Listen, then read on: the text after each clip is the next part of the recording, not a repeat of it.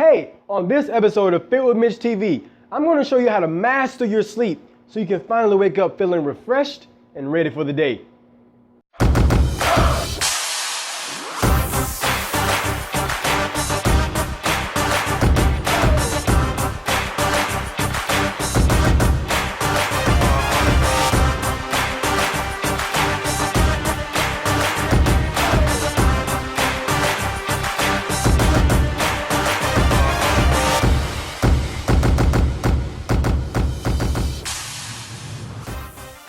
Hey guys, welcome back. It's your fitness coach, Mitch Graves here with episode 8 of Fit with Mitch TV. And in this episode, I'm going to talk about how to master your sleep so you can finally wake up feeling refreshed and ready for the day, ready to attack the day.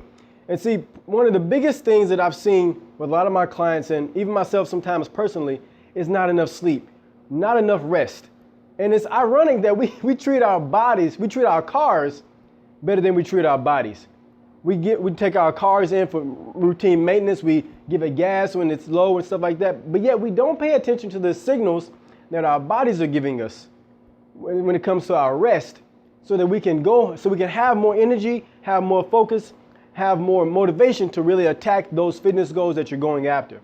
So what are some of the common problems? You know, you might have heard of insomnia, sleep apnea, or things like that. And scientists are finding out now through a Harvard study actually, that mental disorders like depression, bipolar disorder, ADHD have a high correlation with sleeping patterns. If a person is not sleeping well, they're much more likely to either have or develop those mental disorders. So if you're not there yet, it's really, really important that you get your sleep under control for not only for mental health reasons, but for physical health reasons, your bodily health reasons, because if you're not getting enough sleep, it's going to be extremely difficult for you to lose that weight, for you to put on muscle, or whatever kind of physical goal you're trying to go after. Why?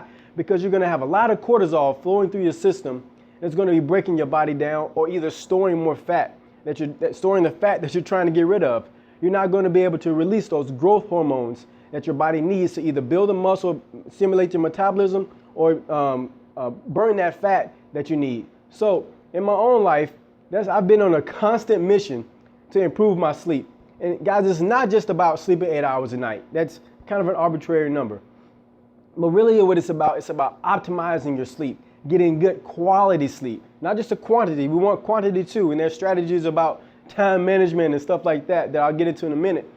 But it's about quality management as well. Quality management, getting the best quality of sleep, optimizing your sleep. And then talking to a lot of my clients, I'm finding some of those common mistakes that people are making as a reason why they're not able to get either enough sleep or good sleep. All right. So, and like I said before, this is something that I've dealt with personally because I get up so early. And so I've been on a constant strategy on how can I optimize my sleep? And so I've been hacking and finding ways to do that. And so some of those strategies I'm going to share with you what's worked for me, what hasn't worked for me in this episode. So, but the first thing I want to talk to you about is your association with sleep, especially if you have like insomnia, if you've had some sleeping problems before. See, most people associate sleep with like an unnecessary rest. It's something that they don't want to do. It's like a necessary evil. Well, okay, my body needs sleep, so I guess I need to go down and need to lay down. And you may have heard that old saying, well, I don't sleep. You can sleep when you're dead. Well, if you don't sleep, you'll be dead faster. Okay, dead sooner. All right. Sleep deprivation is a cause of death. So there are a lot of things that go along with sleep deprivation. But looking into it, all right, and what's your association with sleep? Do you associate sleep with a negative, a necessary evil, something you don't like to do? Or on the flip side, are you too overly obsessed with sleep? Do you like to sleep too much? All right, in that case, get something to do with your life and get a purpose. Go back to like episode 3 and find a purpose for yourself. But what's your relationship? What's your sleep relationship? What's your association with sleep? And so I'm going to give you some strategies, because if your association with sleep isn't where it should be, the strategies that I'm about to give you, you won't be able to follow through with them on a consistent basis. So you have to change your belief about what you think about sleep. So here's an exercise. Just to kind of bring your level of awareness about where you are with your sleep. Here's an exercise. On one side of the paper, go through and list all the negative reasons why a person should sleep. Like, what's wrong if a person sleeps too much? Or what are the negative consequences to sleeping? Okay? Or what do you believe about sleeping? Well, I believe, sleeping is a necessary evil. I wouldn't sleep if I didn't have to. Sleeping is a sign of being laziness, is a sign of being lazy. You can sleep when you're dead. If you sleep, you're not productive. I gave you some feeder ideas, but write some stuff like that. And then on the other side of the sheet of paper, draw a line in the middle. Right on the other side, what are the benefits to sleep? So on one side, what are the downfalls of sleep? On the other side, what are the benefits of sleep? And go through, sleeping is I'll have more energy. I'll burn more fat. I'll get the body that I'm looking for. I'll be more rested. I'll wake up with more joy. I'll have a better mood. Go down through those and really write down and just get out on paper. And spend about 2 or 3 minutes on each side and just write as fast as you can and get as many of those beliefs and ideas out. What do you believe about sleep, really? And then go through and compare those lists and really see, where are you when it comes to your sleep? What do you believe when it comes to your sleep? How do you associate your sleep? All right? And once you see that, I want you to begin to focus on the good list. If you're not there already, you say, hey, man, wow, okay, this is a gap between where I am and where I want to be. Okay, I really need to start focusing on the benefits. And not just the benefits and say, I need to get more sleep, but really focusing on who you want to become as a result of getting more sleep. See, that's the key. Who you want to become as a result of getting more sleep. Okay, so that's your exercise for that one. Go through, write down the negative consequences or the downfalls or the downsides of sleep. Go through, write down the benefits of sleep.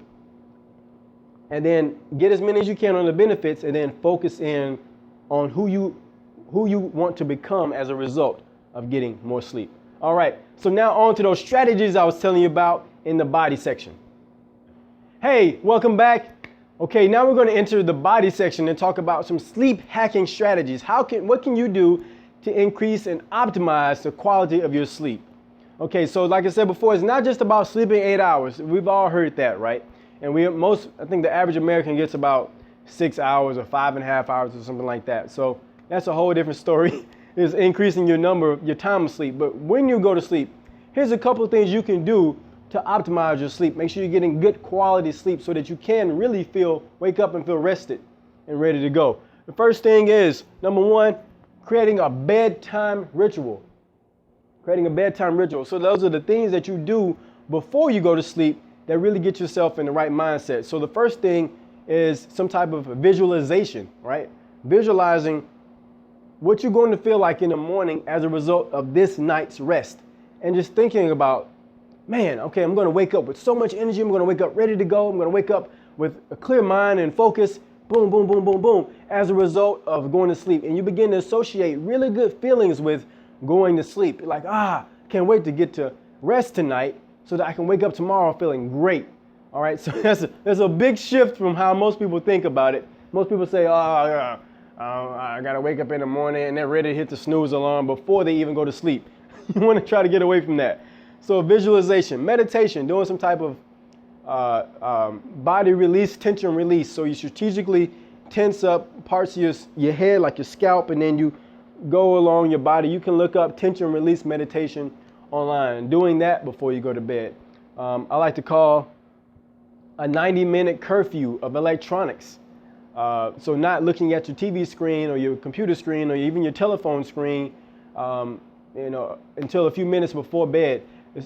TV and computer especially, 90 minutes. Just find a way to cut it off.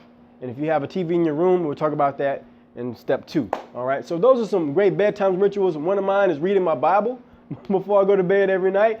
I just read a chapter, and it kind of calms my mind down, expands my mind to something larger than my little focuses, the things that I'm doing in the day.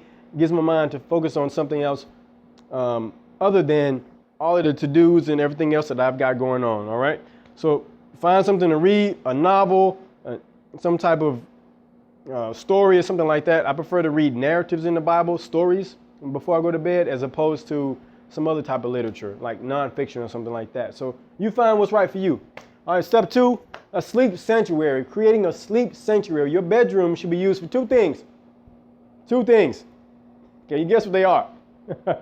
Right? Sleep and sex. That's pretty much it. So we're not hanging out in the bedroom and having meetings, and we don't have an office set up in the bedroom, and that's not the hangout downtime and stuff like that, because that sends conflicting messages to your brain. What are we here for? So when your brain goes into, you want to condition your brain that when you go into the bedroom, if you're by yourself, then it's time to sleep.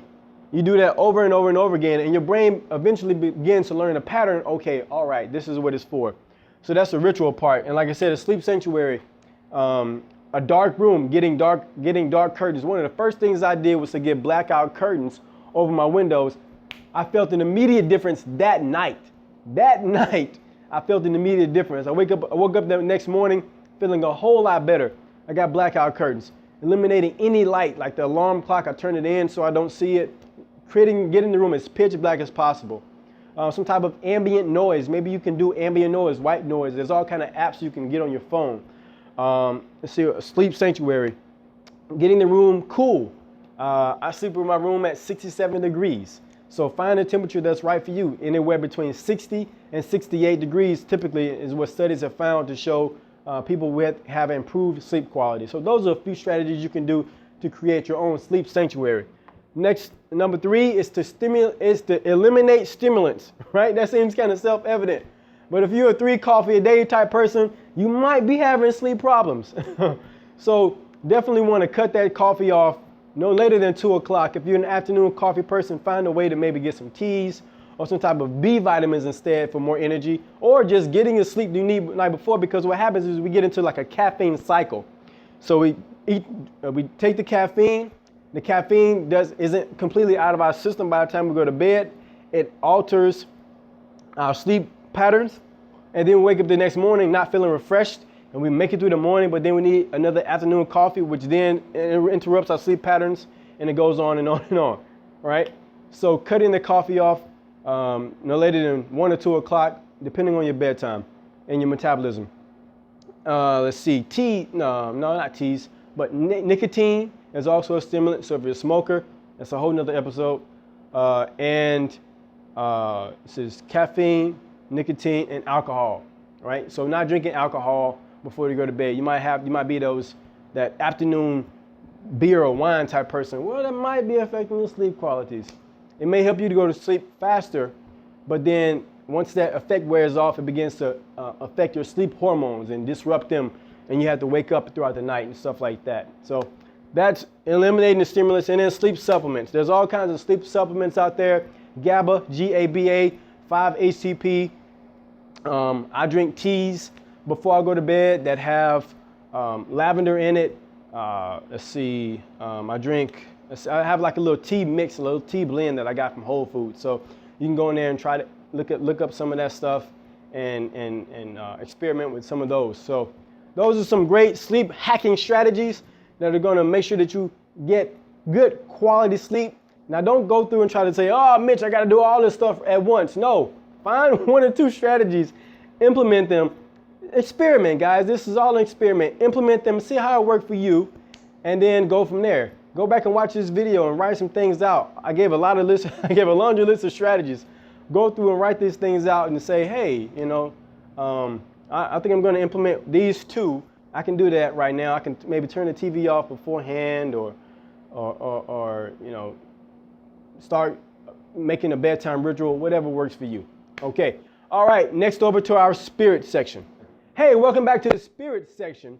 And in this section, we're going to really dive into what it really means to rest. What is the bigger purpose and the bigger meaning of rest? I was talking with my clients the other day, and I said, you know what, guys, everything in nature takes a rest. The trees take a rest in the winter. Bears hibernate. The sun, the earth has a day and a night. We even have seasons, right? We go through 4 seasons. Everything in our life and everything in our lives has a rhythm, including our sleep cycles. And we have a rest period that we're supposed to abide by. And especially in Western culture in America, we have really gotten into this hard drive and go at the expense of our bodies at the expense of listening to ourselves and really getting in contact with ourselves. So everything in nature has a rest period. And human beings are the only organisms on the planet that can actively ignore our own instincts. We can actively ignore our own instincts. So I want to read this quote by Maya Angelou. It talks about rest. She says, every person needs to take a day away. A day in which consciously separates the past from the future. Jobs, family, employers, and friends can exist one day without any of us, and if our egos permit us to confess, they could exist eternally in our absence. Each person deserves a day away in which no problems are confronted, no solutions searched for. Each of us needs to withdraw from the cares which will not withdraw from us. So I want to read that last part again. Each of us needs to withdraw from the cares which will not withdraw from us. So she's saying that life won't withdraw from you, so you need to withdraw from life. In order to give life, in order to give life what you need. So if you don't take a day away, you don't take a day of rest, then how many more days of work can you put in? You know, even God took a day of rest. He worked 6 days and took the 7th day off. And he commanded his people to take a day of rest. Now, if you're religious or not, that's still a great rule to follow and live by, to take a day of rest. Maya Angelou even talks about taking a day of rest. And so find some time to take away, to withdraw yourself, to rest. And especially when in your sleep. That's why your sleep is so important. You've worked and you've played all day. Take some time to rest. One of the great rules that I've heard is the rule of 8. 8 hours for work, 8 hours for play, 8 hours for rest. And if we could find a way to accomplish that at 8, 8, and 8, man, we'll be flying high. We'll be flying high. So take a day of rest. Take some time off. Your body needs it. Everything in your life has a rhythm. If you don't take that time away, you won't be able to put much time in. And the time you put in is going to be a decreased level of productivity. You won't be as effective. You'll be miserable, so on and so forth. It'll be harder for you to reach your goals. So taking that time to get some rest in is going to have multiple benefits later on down the road. All right, so next up is our word of the day. Hey guys, so the word of the day today is rest. Yes, you guessed it, rest. You need to take that time away. Withdraw yourself from life before life withdraws everything out of you. Take that time today to find some rest so that you can give more, you can be more, you can live more when you take some time away. So that's my encouragement for you today. You need it. You absolutely deserve it. Not just you, but everybody that you come in contact with, they deserve it as well. All right, guys. So that's it for episode 8. Remember to leave a comment below. And my question of the day for you to answer is, how are you going to get more rest? What are you going to do to make sure that you get more rest?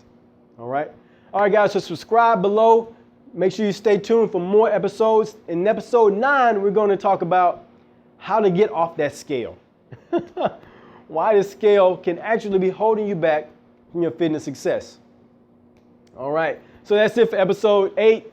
Fit with Mitch Graves, Fit with Mitch TV. Change your body, change your mind. And remember to live, learn, grow, and glorify. Later.